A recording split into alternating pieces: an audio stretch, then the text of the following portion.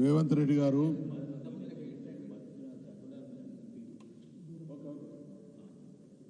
మేము సీరియస్గా తీవ్రంగా హెచ్చరిస్తా ఉన్నాం.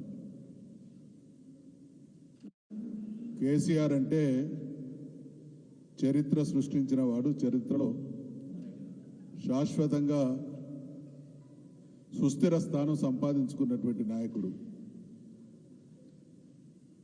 కేసీఆర్ స్వయం ప్రకాశితుడు. రేవంత్ రెడ్డి పారాసైట్, పరాన్నజీవి. ఈ మాట నేను తెలిసి కావాలని అంటూ ఉన్నా.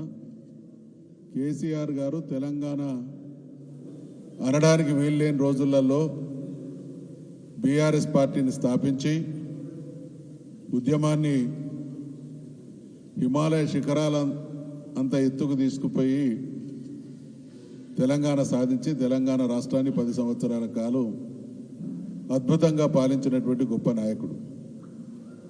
అందుకనే ఆయన స్వయం ప్రకాశం. ఆయన స్థాపించినటువంటి పార్టీ, ఆయన నాయకత్వంలో అధికారంలోకి వచ్చినటువంటి పార్టీ బీఆర్ఎస్ పార్టీ. ఇవాళ రేవంత్ రెడ్డి గారిది ఏ పార్టీ?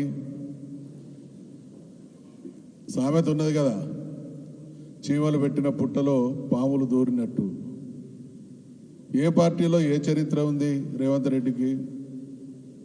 ఆయనే చాలా సందర్భాల్లో చెప్పిండు, నేను అక్షరాభ్యాసం చేసింది బీజేపీలో, కాలేజ్ చదువుకున్నది తెలుగుదేశం పార్టీలో, మధ్యలో బీఆర్ఎస్లో ఉన్నది మర్చిపోయిండు, తర్వాత ఇవాళ కొలువు చేస్తున్నది కాంగ్రెస్ పార్టీలో. అటువంటి ఒక పార్టీని, ఒక సిద్ధాంతాన్ని, ఒక విధానాన్ని నమ్ముకోక అవకాశం కోసం పరాన్న బుక్కుల్లాగా, సైన్స్లో మనం అందరం చదువుకున్న రోజుల్లో పారాసైట్స్,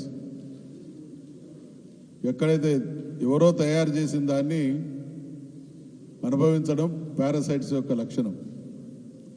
అట్లనే కాంగ్రెస్ పార్టీలో వచ్చి ఇలా కాంగ్రెస్ పార్టీలో ఎవరో అనుభవించాల్సినటువంటి హోదాను అనుభవిస్తూ భయంకరమైనటువంటి ప్రేలాపనలు. ఇక ఈయనున్నంత కాలం కేసీఆర్ ఫ్యామిలీని అధికారంలోకి రాకుండా చూస్తాడట. బహుశా గ్యారెంటీగా ఆయన మాటల్లోనే ఉన్నది, నేను దిగిపోయిన తర్వాత మళ్ళీ వాళ్ళ అధికారంలోకి వస్తారని.